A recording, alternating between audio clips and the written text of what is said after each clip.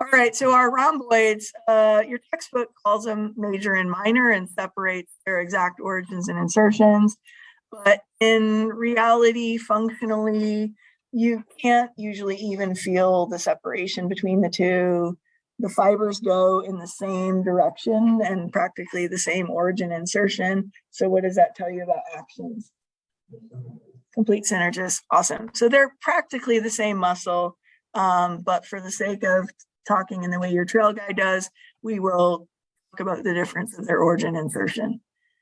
So first of all, your rhomboids, we just call them rhomboids usually. If you do separate major and minor, major is the one on the bottom, inferior, and it is bigger. And I drew that wrong.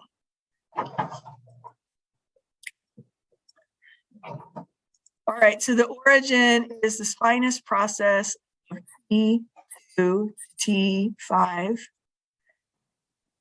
And so the spinous processes are those bumps that you can feel right in the middle of the spine. And T to T5, we usually estimate, we don't usually like count vertebrae as massage therapists.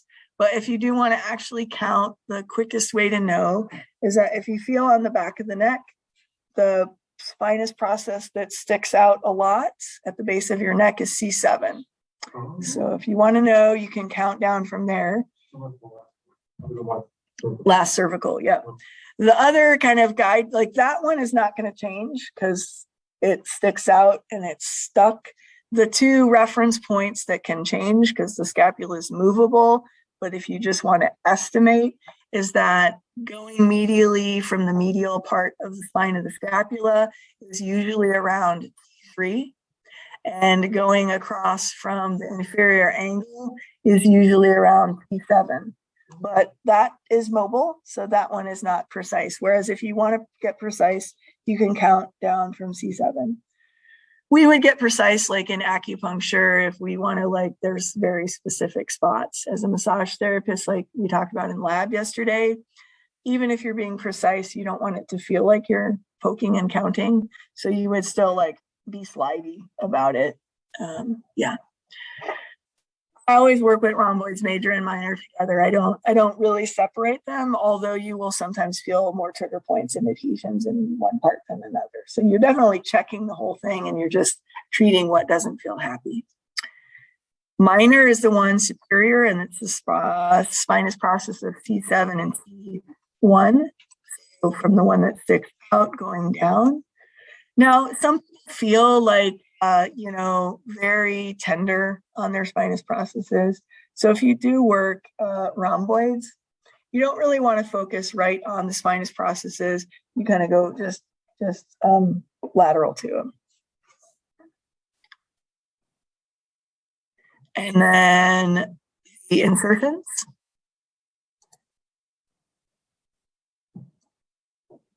On major, we're from the medial border of the scapula between the spine of the scapula and inferior angle. And then for minor is the upper portion of medial border across from spine of scapula. And a lot of adhesions and trigger points hang out just on the edge of that. So just on the inside of that, you'll feel it a mess often. Now, if we have a muscle that goes between the medial border of the scapula and the spine, if we shorten that distance, what actions are we going to do? Adduct, yes. And that has another name. Awesome. Does anyone know the other name? Retract. So adduct or retract. Now, our fibers are angled, like if you look at left and right together, kind of like a Christmas tree. So what other action could they do? Elevate, awesome. And if we could spin, downward rotation, awesome. I know the words are there, but you can think through it too. So those are all the actions of rhomboids. Now, because it's a adductor or retractor with this posture of slumpiness, what is that going to make it short and tight or long and weak? long and weak. So again, because this is such a common posture, we want to think about how this muscle is usually already long and weak. And so we don't want to do like long stretchy things to it. So if it's unhappy, we want to treat its adhesions, but not like stretch it out even further. And that's going to come up, you know, a lot on your table. Questions, comments? What do you think this rhomboids is deep to? Trapezius. Awesome, awesome.